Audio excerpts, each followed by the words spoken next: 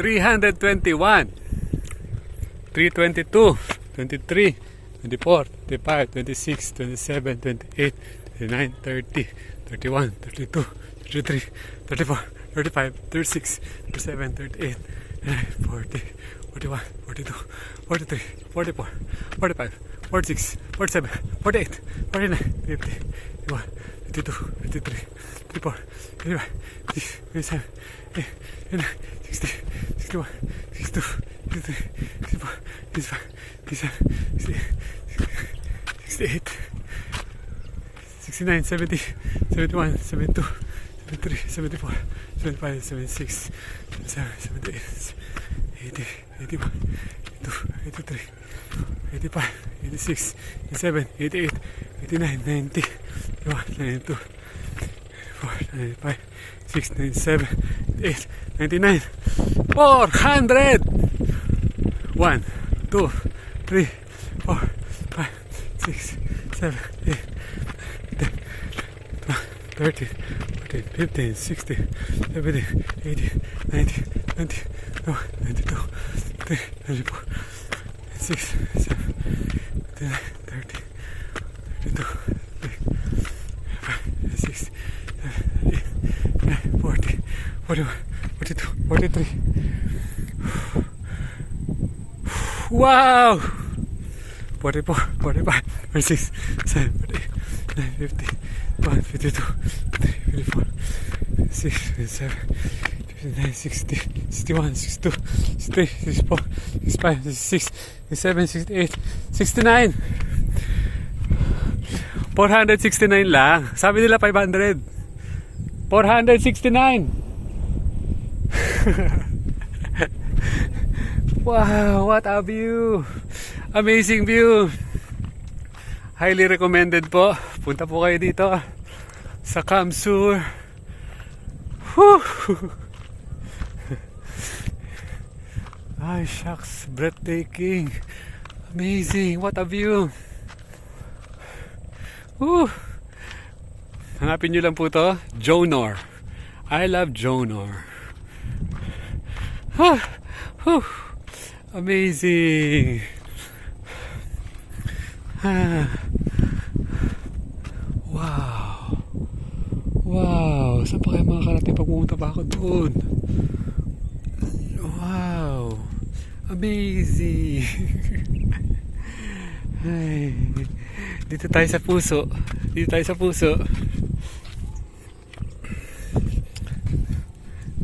Hello aking mga watchers. Lalagay ko na po dito ang aking kakainin for today. Meron po tayo nakaprepare na tinapay. Papakita ko sa inyo yung sa mga kinakain ko. Plain bread. Parang ayaw mo bukas. Yun, bumukas na siya. Okay bang view natin? Dito tayo kumakain. Ha? Okay lang ba? You know. Mabuhay, buhay sakto. Mga kabuhay sakto. Ito na po yung tinapay na matigas. Lalagyan po natin ito ng palaman. Meron po tayong favorite na palaman. Favorite natin palaman is ito. Para may konting anghang. Paano mabibidyo no? Wala tayong ano eh. Wala tayong stand. Okay, ganyan po yan.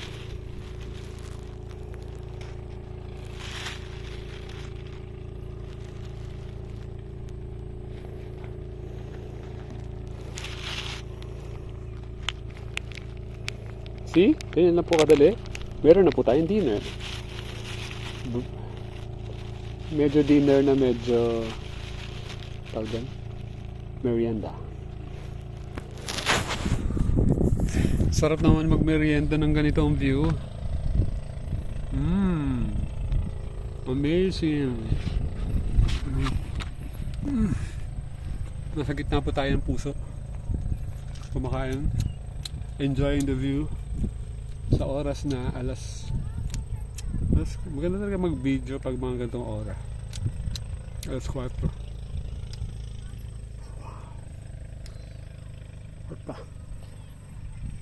What a view. Inakit po natin yung 469 steps. Pwedeng may mali ako pero hindi siya umabot ng 500.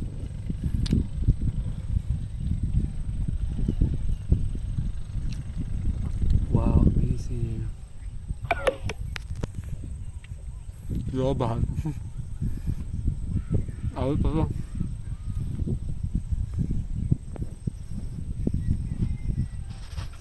Sarap na itong buhay, no? Parang gusto ko magtagal dito ng mga ilang pang gabi.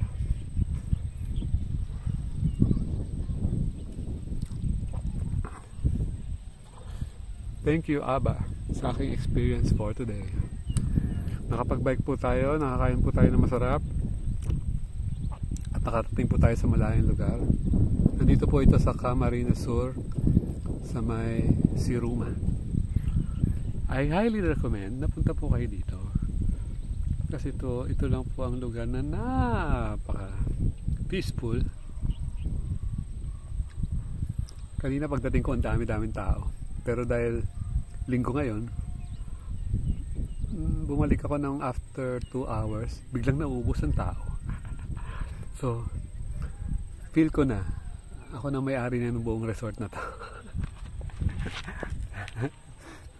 For 2 days. Plano ko magstay dito mga 3 days, 2 nights.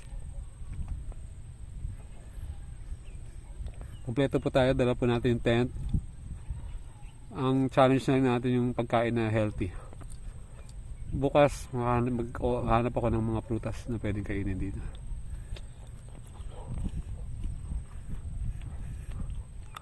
Grabe, so relaxing. Kaya kayo mga viewers ko, keep on watching my channel, subscribe and like. Kasi ang gusto lang naman natin ipaglaban ay life is a gift. Regalo ito sa atin ng ating creator. Kaya tayo nabuhay hindi para magtrabaho, para kung ano man ang pinapagawa ng mundo. Ang kailangan lang natin is enjoy ang life. Make sure every day ginagawa mo yung na-enjoy mo. Isa lang naman nagpapahirap sa tao is pera. Erasin mo yung pera sa utak mo. Hindi mo kailangan yan. Ang kailangan mo pagkain. Kaya ka naka-i-stress kasi unlimited yung pwede mo kuwang pera. Tapos gusto mo makuha lahat. Lahat ng tao nag-aagawan sa pera. Pero what if ang mga tao parang ang goal lang is kumain kinabukasan. Yan. At makapasyal. Siguro isang recommend ko sa iyo para maging buhay sakto ka. Mag-ipon ng konti-konti, paunti-unti, ng knowledge. Kala mo anong iipunin, pera na naman. Mag-ipon ka ng knowledge. Pag-aralan mo paano maging vegan para mabuhay ka kahit gulay. Hindi mo na kailangan bumili ng mga hayop na tinadtad na binebenta sa palengke, sa mga grocery, etc. Pwede ka mabuhay sa pamamagitan lang ng gulay. Pagkain lang ng gulay na masasarap. Tapos pag-aralan mo o kaya maghanap ka ng mga kakilala na vegan din, hanap ka ng yung pwede makatulong sa'yo kasi ang pinaka-importante sa life is health. So make sure you're healthy. Maging healthy ka lang pag kumain ka ng totoong mga masasarap na gulay. Gulay, prutas. Huwag mga patay. Kasi ang katawan mo ay hindi sementeryo. Huwag mong baunan ng maraming patay na hayop.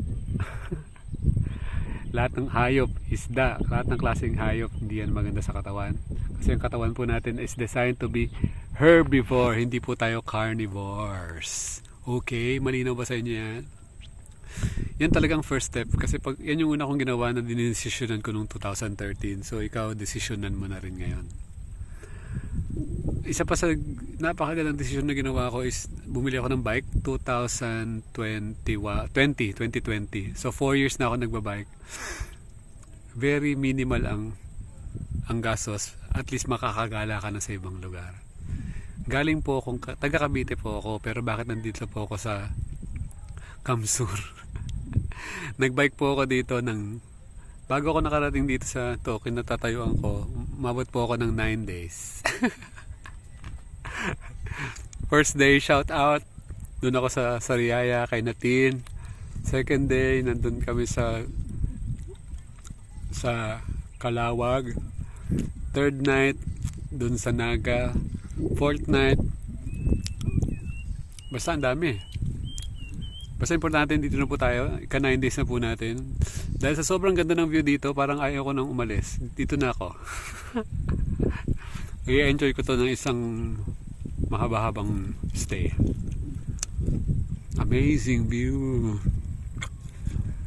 Kung sino gusto makausap ako, punta lang kayo dito. Nandito lang ako. Baka nandito ako ng 3 araw. First day today.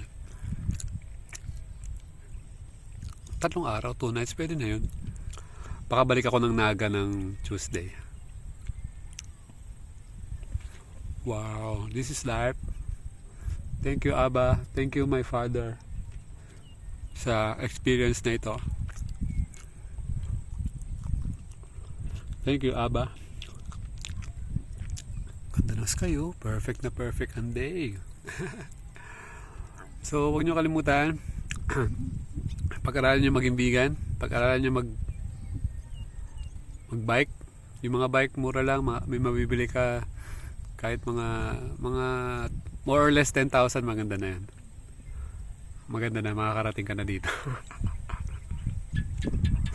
Ina-update ko naman kayo kung saan yung mga ride ko. Okay? Thank you to all of you for watching. View again of the entire. Meron pa yata na. Ito yung likod. Wow, look, amazing. Wow, what a view. Baka mag-stay nga dito ng 1 linggo. Thank you for watching. I love you all.